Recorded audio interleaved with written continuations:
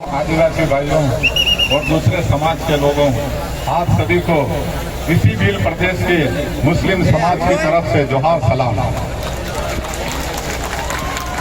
हम आपके साथ कंधे से कंधा मिला के खड़े हैं और खड़े रहेंगे, लेकिन इसके पहले भी खड़े थे, आप सबको पता है। लेकिन मैं इस आदिवासी समाज की दुर्दशा उसको देखकर हमेशा मेरा मन व्यथित होता है। तो मैंने एक निष्कर्ष निकाला, इस नतीजे पे पहुंचा कि आप जैसी बहादुर कौम, आप जैसी कामकाज करने वाली कौम, आप जैसी परिश्रमी कौम आज तक इतना पीछे क्यों है।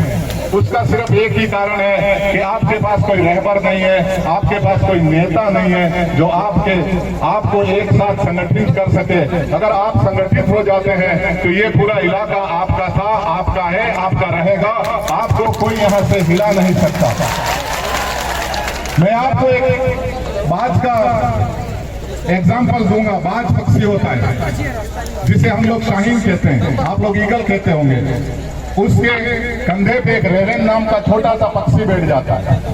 वो बाज उसके साथ लड़ाई झगड़ा नहीं करता है, वो बाज अपनी उड़ान को ऊपर उठाता है और जैसे जैसे उसकी उड़ान ऊपर उठती है वैसे वैसे ऑक्सीजन लेवल कम होता जाता है। वो रेवन पक्षी अपने आप ही वहां से कूद जाता है, अपनी जान बचा के भाग जाता है। इसी तरह से आप लोग भी अपनी उड़ान को ऊंची उठाओ और इतनी ऊंची उठाओ कि जो लोग आपको गिराना चाहते हैं, जो लोग आपको धोखा देना चाहते हैं, वो खुद ही भाग खड़े हों। तो इसके लिए सबसे पहले आपको शिक्षा पे जोर देना पड़ेगा, क्योंकि आप लोग सिर्फ एक जगह पिछड़ गए।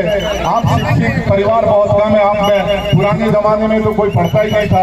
आजकल भी जो पढ़ते हैं वो सरकारी स्कूलों में पढ़ते हैं और सरकारी स्कूलों की हालत आपको पता है। या तो इस पूरे भील प्रदेश की जब भी आप मांग करो, सबसे पहली मांग करो कि यहाँ से जो प्राइवेट स्कूल हैं उन स्कूलों को आप लोग खत्म करो। जब तक आप सरकारी स्कूलों नहीं करोगे आपका भला होने वाला नहीं है, क्योंकि आपकी हैसियत, आपके पास इतना धन नहीं है कि आप प्राइवेट स्कूलों में जाके पढ़ाई कर सकें। मेरा आप लोगों से अनुरोध है कि आप भील प्रदेश जिस हिसाब से आप प्रदेश मांग रहे हैं, मुझे नहीं लगता कि इस हिसाब से तो आपको जो 5 किलो अनाज मिल रहा है वो भी मिलने वाला आगे चल के। इसके लिए आपको ताबड़तोड़ रैलियां करनी पड़ेंगी, बहुत संघर्ष करना पड़ेगा। इतना जल्दी कभी किसी को कोई चीज आज तक न मिली है न आगे मिलेगी। और हमने, अगर हम मुसलमानों की बात करें तो हमने इस प्रदेश को, इस क्षेत्र को बचाने के लिए 1576 दोपहर की 23 जून की दोपहरी में आपके साथ कंधे से कंधा लड़ा के 1000 हमारे मुसलमान उस हल्दी घाटी के पीले मिट्टी को लाल किया था। ये इतिहास गवाह है।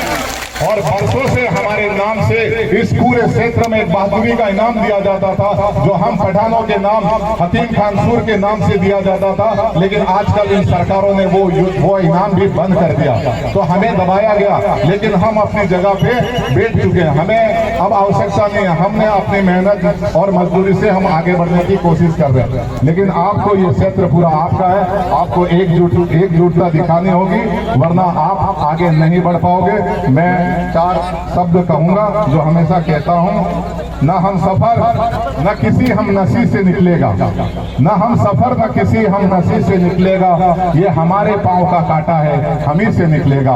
ये जो तकलीफें हैं, ये जो दुख हैं, ये आपके हैं। आपकी मेहनत से ये खत्म होगा, आपकी एकजुटता से खत्म होगा। आपकी एकता को मैं सलाम करता हूँ। आप बहुत एकजुट हो रहे हैं और आगे भी होंगे। इस बात का सबूत अभी इस इलेक्शन में दिया, आपने पूरे 10 लाख वोट दिए, इससे ये तो साबित हो गया कि आप एक हो गए हैं। लेकिन अभी बहुत जरूरत है आप लोगों को आगे अपने लिए काम करने की। और जहां तक हमारा सवाल है, मुसलमान आपके साथ कंधे से कंधा मिला के चल रहा है, तन मन धन, जहां भी हमारी जरूरत पड़ेगी हम आपके साथ हैं। जय भील प्रदेश, जय आदिवासी, जोहार सलाम आप सबको एक बार।